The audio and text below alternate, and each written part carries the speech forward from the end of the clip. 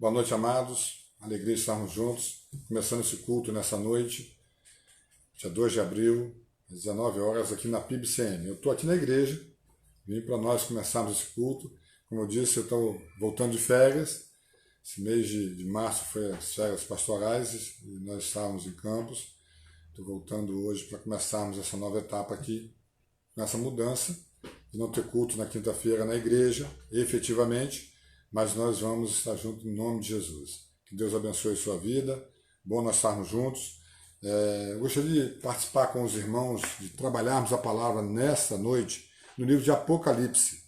Abra sua Bíblia lá em Apocalipse, capítulo 1, versos de 1 a 3. Nós vamos estudar a palavra e vamos começar a falar sobre o livro de Apocalipse. Vamos falar nessa quinta-feira e nas próximas sobre esse livro. Sobre Apocalipse, os principais fatos, o que nós estamos vendo acontecer e como nós estamos vendo. Vladimir, seja bem-vindo, Deus te abençoe, irmã Naira, alegria de estarmos juntos nessa noite. Vamos ler então Apocalipse capítulo 1, verso de 1 a 3. Diz assim a palavra do Senhor. Revelação de Jesus Cristo, que Deus lhe deu para mostrar aos seus servos as coisas que em breve devem acontecer. E que ele, enviando por intermédio do seu anjo, notificou ao seu servo João, o qual atestou a palavra de Deus e o testemunho de Jesus Cristo quanto a tudo o que viu. Versículo 3. Bem-aventurado aqueles que leem e aqueles que ouvem as palavras da profecia e guardam as coisas nela escritas, pois o tempo está próximo. Amém? Que Deus nos abençoe. No final nós vamos orar por você e pela sua família. Wanderson, seja bem-vindo, Deus te abençoe. Amados, nós vamos então falar um pouco sobre Apocalipse. Eu gostaria de estudar com os irmãos nessa quinta-feira o que é o livro de Apocalipse. O livro e a mensagem de Apocalipse. A mensagem desse livro que assusta as pessoas e não deixa de ser uma realidade, nos preocupa muitas das vezes, nos deixam assustados, mas é a palavra de Deus nos alertando sobre o final dos tempos, nos dando visões, entendimento e a imagem daquilo que vai acontecer aqui no mundo em que nós vivemos. Eu gostaria de fazer uma introdução desse estudo, ou desse livro, falando que, primeiro, revelação de Jesus Cristo, como nós falamos, vem do grego apocalipso, que quer dizer desocultamente, desvendadamente, ou seja, descoberto. O Apocalipse, irmãos, vai falar sobre a mensagem de Jesus às claras. Mas interessante que o apóstolo João, nós vamos falar sobre isso, ele é o autor desse livro. João, um dos 12 apóstolos de Jesus, ele é o autor, foi ele quem escreveu esse livro. Ele estava preso na ilha de Patmos e ele registrou esse livro, já provavelmente com a sua idade em torno de 90 anos, no final do primeiro século. E ele registrou aquilo que Jesus, como disse aqui no primeiro versículo, enviou para que ele fizesse o registro. Efésios capítulo 1, verso 15 até o 17, vai nos falar sobre Jesus Cristo ser revelado. O apóstolo Paulo, vamos abrir a Bíblia, Efésios capítulo 1, verso 15 até o 17. O apóstolo Paulo, ele começa a falar sobre ao povo de Éfeso, da igreja de Éfeso, e ele começa a detalhar as dificuldades que o povo estava passando, e ele vai relatar sobre a revelação. Irmã Júlia, Deus te abençoe, irmã Carla, seja bem-vindo. E diz assim o texto: Paulo ora pelos crentes. Crentes de onde? Da igreja de Éfeso. Versículo 15 a 17 vai dizer: por isso também eu, aí no caso Paulo, tenho ouvido a fé que há entre vós no Senhor Jesus e o amor para com todos os santos. O apóstolo Paulo faz então, nessa abertura aqui dessa leitura em Efésios, ele faz uma introdução de elogio aos irmãos de Éfeso. E ele vai continuar dizendo no verso 16: não cesso de dar graças por vós, fazendo menção de vós nas minhas orações. O apóstolo Paulo então fala com o povo de Éfeso. os Efésios, vocês são lembrados por mim em oração. E no versículo 17 vai falar aquilo que nós estamos falando hoje sobre a revelação, sobre o Apocalipse. Diz assim o texto: para que o Deus de nosso Senhor Jesus Cristo, o Pai da glória, vos conceda espírito de sabedoria e de revelação, no pleno conhecimento dele. Amém? Amados, esse espírito de revelação, de desocultamento, de entendimento, de desvendamento, é o que nós encontramos no livro de Apocalipse para nós. Irmã Cailane, Deus te abençoe. Irmã Neuza, meu cunhado, Deus abençoe a sua vida, seja bem-vinda. Nós vamos então falar um pouco sobre Jesus revelado. O Apocalipse é o livro que vai revelar Jesus, e é interessante que nós vamos falar sobre alguns temas complexos, vamos dizer assim, e temas que nos preocupam porque muitas vezes nós achamos e interpretamos e entendemos que Jesus está oculto no livro de Apocalipse. Não, ele não está oculto. E interessante também que o livro de Apocalipse não vai falar somente do futuro. Nós vamos então trabalhar um pouco sobre isso. Ele vai falar sobre passado, presente e futuro, sobre coisas que estão acontecendo agora conosco. E nós precisamos então entender um pouco sobre isso que estava acontecendo também naquele momento com o povo cristão, o povo que serviam a Deus. Amados, quando nós chegamos então para entender um pouco sobre essa introdução que nós estamos fazendo agora, quando nós chegamos no capítulo 2, no livro de Apocalipse, nós vamos começar a entender e receber aqui a carta, ou as cartas que o João enviou para as igrejas da Ásia Menor. Irmã Celonice, seja bem-vinda. Deus te abençoe, irmã Kátia. Alegria estarmos juntos. As cartas às 7 igrejas da Ásia Menor. Essas cartas, elas vão ser, são recebidas pelo apóstolo João, de Jesus. Interessante que no versículo 20 do capítulo 1, o apóstolo João vai registrar assim, ó: quanto ao mistério, muita gente tem dúvidas sobre o que são as 7 estrelas, o que são os 7 candeeiros. Olha a resposta que nós precisamos no capítulo 20, no versículo 20 do capítulo 1. Diz assim o texto: quanto aos mistérios das 7 estrelas que viste na minha mão, ou seja, há uma dúvida, o que é isso? Ele vai continuar dizendo: na minha mão direita, e aos 7 candeeiros de ouro, as 7 estrelas são os anjos das 7 igrejas, e os 7 candeeiros são as 7 igrejas. Então, o apóstolo João vai declarar para nós assim: olha, quando eu falar aqui sobre os candeeiros, estou falando sobre as igrejas, as 7 igrejas da Ásia Menor: Éfeso, Pérgamo, Laodiceia, Filadélfia, Tiatira, Esmirna. Estão falando sobre essas igrejas. E quando eu falar sobre os anjos, ou as 7 estrelas, são os anjos. Quem são os anjos? Os pastores da igreja. Então, ele está enviando essa carta. E interessante que nós vamos abrir no versículo 13 do capítulo 2. Amados, assim como nós temos visto e temos vivido momentos difíceis, a igreja de Pérgamo também estava vivendo momentos difíceis. E interessante que é uma igreja aprovada. Das 7 igrejas, só 2 foram aprovadas: Filadélfia e Pérgamo. As outras 5 reprovadas. Cada um por um motivo, cada um por uma dificuldade. Mas a igreja de Pérgamo, olha só, versículo 13 do capítulo 2. Vai dizer assim a palavra do Senhor.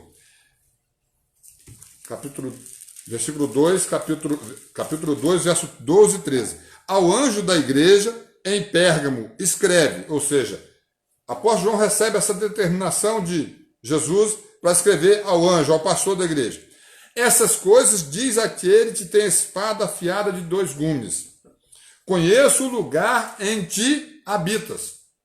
Ou seja, eu conheço o seu meio social, igreja de Pérgamo. Eu conheço o que você faz. Eu te conheço. Onde está o trono de Satanás? Ou seja, você vive num meio difícil e te conservas o meu nome. Não negaste a minha fé, ainda nos dias de Antipas. Irmãos, vamos entender um pouquinho quem é Antipas. Interessante que não somente hoje, mas naquela época também, a perseguição era muito grande. E Antipas, continua dizendo ao texto, minha testemunha, ou seja, uma pessoa, meu fiel, o qual foi morto entre vós, onde Satanás habita. Aqui é o registro, irmãos, da morte de um provável, possível e bem traduzido, trabalhado pelos teólogos, um pastor da igreja.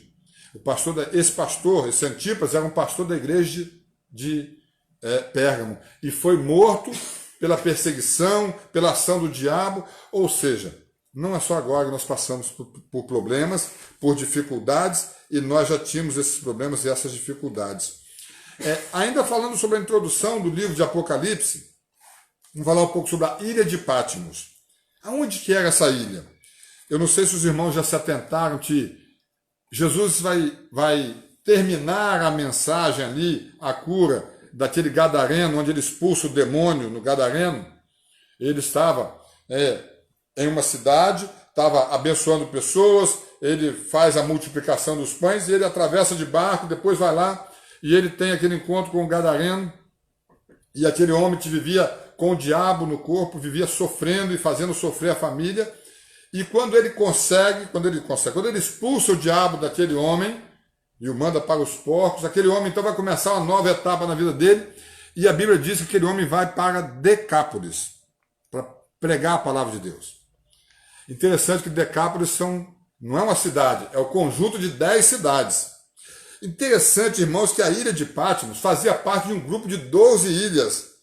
E uma dessas 12 ilhas, desse arquipélago, o nome dado era Dodecaneso, que é como se fosse Decápolis. Decápolis para 10, Dodecaneso para 12. 12 ilhas. E a ilha de Patmos era uma delas. E o que quer dizer a ilha de Patmos? E por que esta ilha é importante no estudo dessa noite, da introdução desse livro de Apocalipse? Bom, a ilha de Patmos era uma ilha pequena, mais ou menos 35 km quadrados, tinha no ponto mais largo 7 km de largura, 13 de extensão, no mais largo, mas em metros quadrados, 35 km quadrados. Pequena ilha, pequena. Mas esta ilha era uma ilha onde, a ilha onde colocava os presos mais perigosos. E lá viviam os presos, e o apóstolo João foi enviado para lá. Irmão Nilson, Deus te abençoe. Salvador, seja bem-vindo. Salvador é um vizinho nosso, alegria estarmos juntos. Seja bem-vindo participar conosco. Amados, quando então João foi para a ilha de Patmos, ele foi para ser como preso, como presidiário. E lá ele ficou até morrer. Aquela ilha ficava, se nós formos pensar hoje, quem pega um pouquinho a geografia, um mapa, ela ficava a 55 quilômetros do país Turquia. Onde nós encontramos Turquia no mapa hoje, de Turquia à ilha de Patmos, 55 quilômetros de distância, e era ali usada aquela ilha para colocar presos. Os presos mais perigosos. E não é só perigosos em ações e atitudes, mas, por exemplo, o apóstolo Paulo, ele estava trabalhando nessas igrejas, na igreja de Éfeso, nas igrejas da Ásia Menor, e por isso ele foi preso. Era perigoso para o governo romano, porque ele levantava ideias e posicionamentos que para o governo romano não era interessante. Então eles prenderam ele lá nessa ilha, e nós podemos, irmãos, afirmar que esse livro de Apocalipse ele tem um vasto, podemos dizer assim, um vasto ensinamento do passado, do presente e do futuro. Nós não podemos nos ater somente ao futuro. Interessante, quando falamos sobre Apocalipse, nós pensamos que Apocalipse só vai ter revelação futurista. E aí nós pensamos então e começamos a ter visões de que temos que ter entendimento e interpretar futuro. Irmãos, nós não somos adivinhos. A palavra de Deus vai nos dar. É interessante que na mensagem que o irmão João colocou essa semana no grupo, ele falou sobre isso. Como é que nós sabemos quando uma pessoa ou alguma mensagem não é uma mensagem de Deus? Simples. Fala aquilo que a Bíblia não fala. Por exemplo, quando alguém fala assim, olha, E ele estava falando sobre isso, que ele recebeu uma mensagem que a pessoa dizia, daqui a 90 dias isso vai acontecer. Nós não somos adivinhos, irmãos. Nós não fomos convocados para isso. O pastor, o líder, a pessoa que faz isso está errado. Porque a Bíblia retrata isso. Somente Jesus, somente Deus sabe quando o mundo vai acabar, quando ele vai voltar. E nós ficamos, às vezes, querendo adivinhar o livro de Apocalipse. Quando vai acontecer isso? Nós temos que entender, e aí Jesus fala assim, olha, quando você chega na primavera, você começa a ver as flores das plantas. E é claro que nós temos a lógica de entender que vai chegar um momento logo depois de vermos o quê? Vermos as frutas. É óbvio. Nós já sabemos disso. Quem mora na roça, por exemplo, no interior, bem interior, vai olhar para o céu e vai ver um céu muito estrelado, dificilmente vai ter chuva no outro dia. Isso é apenas interpretação, até da própria história. Manucinéia, Deus te abençoe, seja bem-vinda. Então nós vamos ter que entender que o livro de Apocalipse, para pensar como uma hermenêutica, como estudo do livro, nós não podemos pensá-lo somente como um livro do futuro. Ele conta a história do passado, do presente e do futuro. Assim também foi nessa época. Ele não contou a história só do futuro. Irmã Beatriz, Deus te abençoe, seja bem-vinda. Bom, então nós vamos falar agora quais são as visões que as pessoas normalmente têm sobre esse livro. Nós só estamos fazendo hoje a introdução. Nós vamos continuar na próxima quinta-feira e depois, Irmã Maria Aparecida, Deus te abençoe, seja bem-vinda. A visão que as pessoas têm são 4 pontos. Primeiro, os preteristas, passado, pretérito, os professores de português aí são fera nisso, vão entender muito bem. Os preteristas, eles acreditaram, ou acreditam, que tudo já aconteceu. Não tem nada para acontecer mais. Pastor Jales, como é que é a visão do pastor, como é que é a visão batista? Não é essa. Não é essa.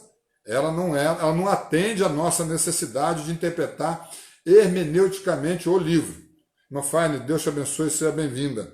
A segunda visão que se tem sobre esse livro, os historicistas, a história. Alguns acreditam que as revelações vão se cumprindo até a volta de Cristo. Do começo até lá. Dá para poder trabalhar um pouquinho. Irmã Lília, minha prima, Deus te abençoe, seja bem-vinda. Dá para entender isso, mas também não é só isso. Os idealistas, são 4 visões. Então, preterista, passado, historiadores, acreditam tudo acontecendo. Os idealistas não creem em fatos, mas em princípios espirituais que se aplicam à história da igreja, ou seja, aquilo não é realidade, aquilo é só princípio espiritual. Também não cremos dessa forma. E a quarta visão, os futuristas. Tudo vai acontecer próximo à vinda de Cristo. Qual é a visão nossa então? Nenhuma delas. A nossa visão é que podemos juntar as 4 e fazer uma. Se falarmos que vamos escolher uma, a mais próxima de nós seria a historicista.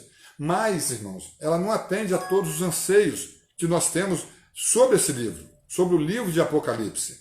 Então nós pensamos o seguinte, como é que nós vemos esse livro? Temos coisas do passado no livro. Antipas, como nós falamos aqui, pastor da igreja de Pérgamo, ele já morreu. Isso é passado. E o livro registra esse momento. A história dos nicolaítas, a seita nicolaíta, ela foi passado, aconteceu naquele momento. Hoje nós temos outras seitas, outras religiões e outras ideias. Irmã Rose, do Edmar Ribeiro, Deus te abençoe, seja bem-vinda. Agora a visão é outra, não é mais a mesma. E o historicista? Tudo é a história se cumprindo. Um pouco até é, mas tem muita coisa para acontecer só no futuro. Eu não posso deixar de crer nisso. Os idealistas acreditam que é só o espiritual que está acontecendo e não pode ser. É fato, Antipas morreu. A carta à igreja de Éfeso, o texto diz que havia se perdido o primeiro amor. É fato. Aconteceu. E a última, a visão dos futuristas, tudo vai acontecer. Não. Tem coisas que aconteceram, tem coisas que estão acontecendo, tem coisas que vão acontecer. Amados, nós acreditamos que o melhor a se dizer sobre o livro de Apocalipse é que são assuntos do século I, são assuntos que estavam acontecendo naquele momento, são assuntos da história e são assuntos que vão acontecer até a segunda vinda de Cristo. como temos feito, né, nós não ficamos com muito tempo falando aqui, ministrando a palavra nesse momento, porque nós entendemos que é em torno de 20 a 30 minutos a percepção e a atenção de cada um dos que participam do culto conosco. Então nós estamos caminhando para o final. A ideia hoje é só fazer uma introdução sobre Apocalipse. Na próxima quinta-feira nós vamos falar novamente sobre Apocalipse. Se você quiser estudar conosco, quinta-feira às 19 horas, vamos estar aqui falando novamente sobre Apocalipse. Caminhando para a conclusão nessa noite. A visão do pastor Jales, que a Igreja Batista comumente tem. O mais normal é isso. O nosso sentimento de normalidade é que você tem nesse livro fatos históricos que aconteceram. A história está andando, está acontecendo. E eu não posso dizer, irmãos, que a doença Covid-19, coronavírus, não é um fato que esse livro coloca para nós. Assim como o futuro, a volta de Cristo. Nelba Neres, Deus te abençoe, seja bem-vinda. Esse livro, irmãos, ele vai nos elucidar algumas coisas, por isso eu gostaria que você, na próxima quinta, às 19 horas, separasse esse tempo para estar conosco. Vamos ler de novo o versículo 3 do capítulo 1. Eu gostaria de ler 2 versículos antes da gente finalizar, para nós jogarmos. Capítulo 1, verso 3, diz assim o texto: Bem-aventurados, ou seja, felizes aqueles que leem e aqueles que ouvem as palavras da profecia desse livro, e guardam as coisas nela escritas, pois o tempo está próximo. Amados, o tempo está próximo. Não perca de visão isso. Não perca de visão que nós temos que testemunhar Jesus independente e até em detrimento da nossa vida. Se você estiver passando por alguma dificuldade, por algum problema, por causa do Evangelho, eu não estou falando aqui por causa do pecado, porque o pecado é um problema que você tem que resolver com Deus, para ser perdoado por Deus, mas por causa do Evangelho, por causa de Jesus, pague o preço. Mas não ceda às tentações do diabo. Não se perca. Pamela, seja bem-vinda, Deus te abençoe. Delma Reis, prazer estarmos juntos. Coloque na sua vida um propósito. Seja testemunha das profecias desse livro.